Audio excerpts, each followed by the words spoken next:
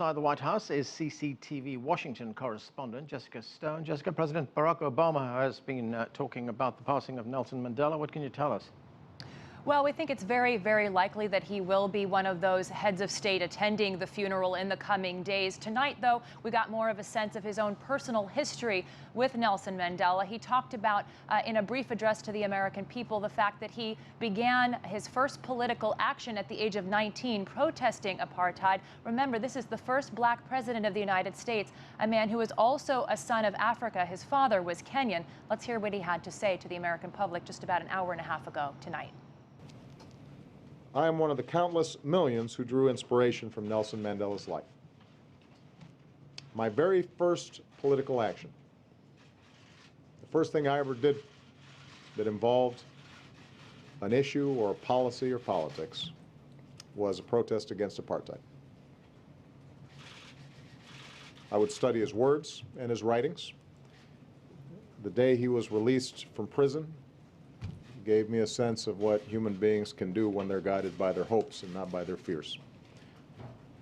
And like so many around the globe, I cannot fully imagine my own life without the example that Nelson Mandela set. Now, back in June 2011, the president's wife and two daughters did visit with the Mandelas, specifically Nelson Mandela and his wife took these pictures of that visit. They were there without their father, without President Obama, on a visit throughout Africa. Following that, though, just in the last 6 months, Barack Obama, the president of the United States, did get to meet privately with Mandela's family. At the time, Nelson Mandela was too sick to meet with him, and that was in June of 2013. He also took his family on a tour of Robben Island, actually spending time in the very cell where Nelson Mandela spent so many years in prison, actually met with someone who had served time in that prison with him, received a personal tour of that time, and left a personal message in the guest book there. And I want to read a little bit of that to you.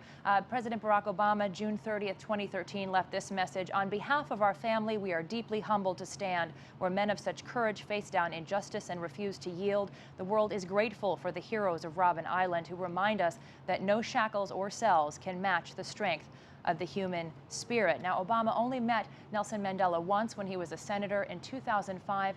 He was not yet president of the United States, but many other presidents, of course, of the United States have met with Nelson Mandela, including President Clinton, who had just taken office when President Nelson Mandela became president. I want to read a statement to you from him tonight. He says, quote, "Today the world has lost one of its most important leaders and one of its finest human beings. History will remember Nelson Mandela as a champion for human dignity and freedom, for peace and for reconciliation." That statement coming from President Bill Clinton. Of course, Secretary of State Hillary Clinton, at the time First Lady, also had an opportunity to meet. And we are receiving many statements of support and mourning from members of Congress.